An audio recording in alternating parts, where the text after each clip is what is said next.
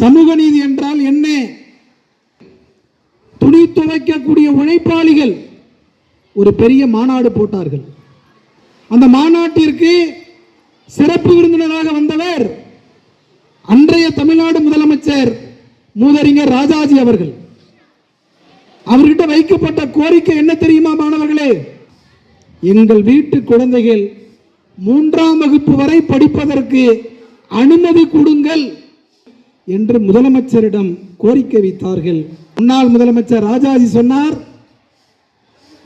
துணி துவைப்பதை நவீனமாக எப்படி செய்வது என்று கேளுங்கள், நான் உடனடியாக சரி செய்து தருகிறேன் என்று மாநாட்டில் பேசிவிட்டு போய்விட்டார். இது தமிழ்நாடு வரலாறு.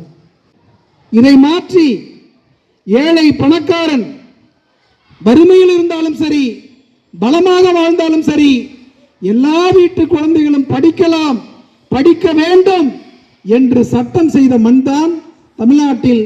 தந்தை பெரியார் செய்தார், புரட்சியாளர் அம்பேத்கர் சட்டமாக்கினார். எல்லாரும் படிக்கலாம் என்று சொல்வதுதான் சமூக நீதியின் ஒரு அங்கம்.